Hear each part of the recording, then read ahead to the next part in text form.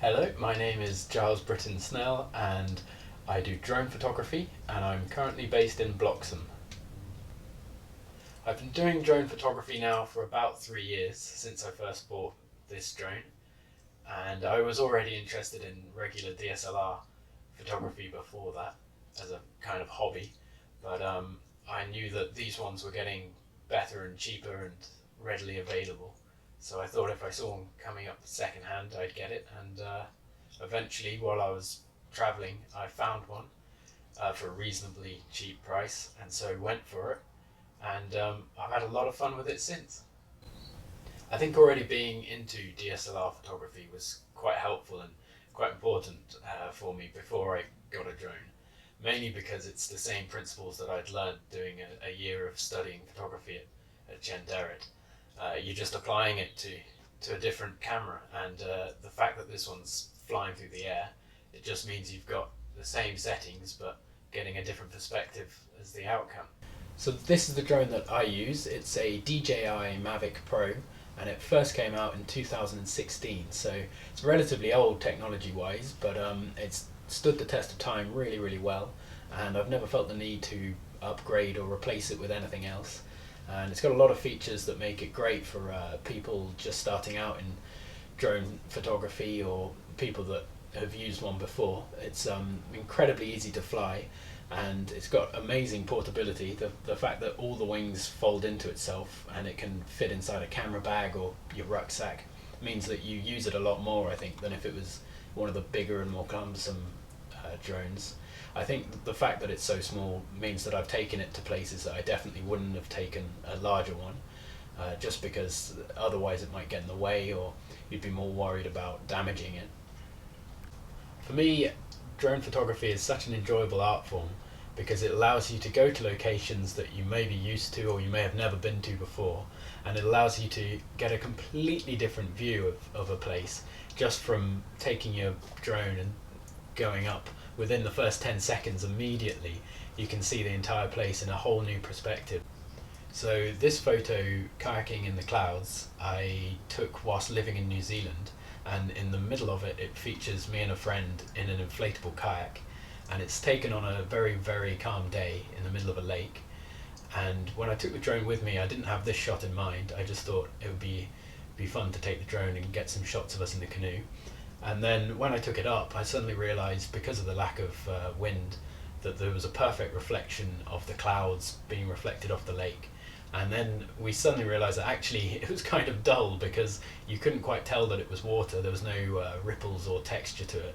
And so if we rocked the boat, we suddenly realised that that added the texture and made you realise that it was a canoe amongst a reflection of clouds in the lake. So I got this clip whilst walking in the Lake District, and I'd taken the drone out just to get some establishing shots of the valley and the surrounding mountains, and then I flew over a farmer's field and saw that he was harvesting it, and it was creating these really nice geometric kind of patterns and lines. And so I left the drone to hover for about 8 minutes, which it does if you just don't touch anything, and let it just record, and then sped it up afterwards. And this is the result. And then I flew over some more of the fields that he'd done and took some stills. And yeah, it's always exciting when you think you're just getting one thing and then you see something completely different, and all of a sudden you've got a new subject to photograph or a new idea to go back to in the future. My advice to anyone thinking about getting a drone, whether it be for drone photography or just as a hobby, would be, if you're considering it and you can afford it, I definitely just go for it. It's really fun to fly. It's really easy to fly as well, which I think a lot of people are worried about before they fly them. The software in them, especially the DJI ones, means that they nearly fly themselves. They will fly back to you if they disconnect and all this sorts of things. So there's lots of fail safes to make you feel a bit more comfortable whilst your expensive object flies across the sky at great height. But yeah, if you're already into photography and you're looking for a new kind of way to pursue it and a new way of getting different perspectives on landscape or portraits, it's a really exciting and fun tool to enable that. As far as inspiration for drone photography shots goes, I use the National Geographic aerial photographs quite a lot for new kind of landscape inspiration, because they've been doing it for so long, and they use drones that are mainly DSLR cameras attached to bigger drones. And so some of the results from theirs are really interesting. Another good one is the DJI Instagram. They release quite a lot of creators' photographs and footage, and that can be really useful for new ideas or new locations. And yeah, it's quite regular as well, which is, if you haven't used a drone for a while and suddenly you see some interesting post where it's a photograph that you have to kind of think, how on earth did they take that? And yeah, it's really useful.